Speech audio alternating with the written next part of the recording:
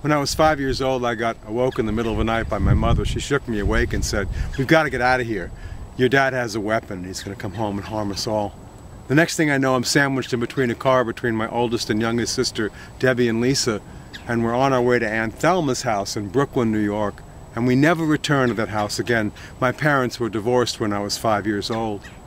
The next memory that I have is going to our new home in a place called Great Neck, Long Island, a brand new apartment building in what I affectionately called the Jewish widowed divorce section of Great Neck, Long Island. Brand new place, no one had ever lived in the apartment. And all our stuff was there, and my mom was unpacking. I had a lot of energy, of course. My mom said, "Why don't you go outside and play?"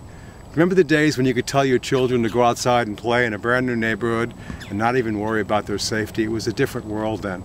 And so I went out and played like a 5-year-old can play, my senses just so totally absorbing in this new environment.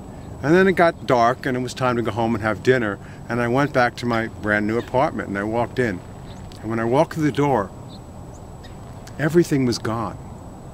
The furniture was gone, the boxes were gone, my mother was gone, my 2 sisters were gone, Chi-Chi, the obnoxious chihuahua, was gone.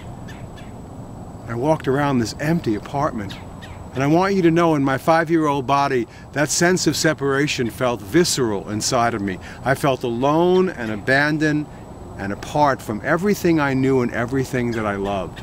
And I found myself in the second bedroom, pounding on the floor, calling out to something, "Help me, help me, help me."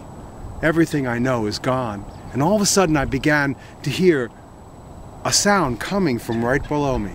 It was the Motown sound of Sugar Pie Honey Bunch.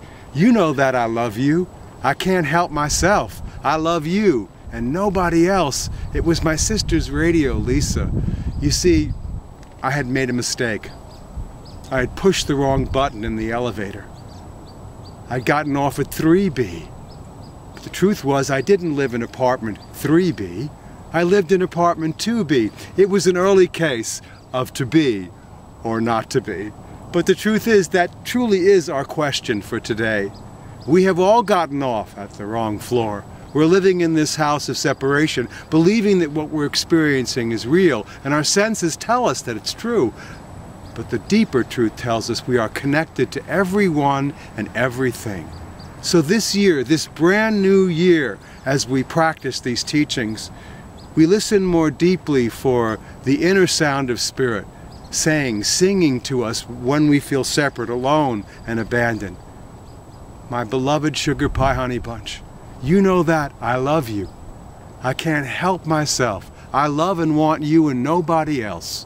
When you call my name, the name of the beloved within you, it starts a flame burning in the Spirit's heart.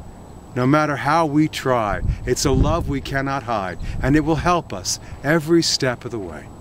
May you enjoy your practice of going deeper into the well of your own being and touching that place inside of you where you know you're not alone, and Spirit is here to help you with every aspect of your life. Enjoy this practice. Sugar Pie Honey Bunch. Namaste.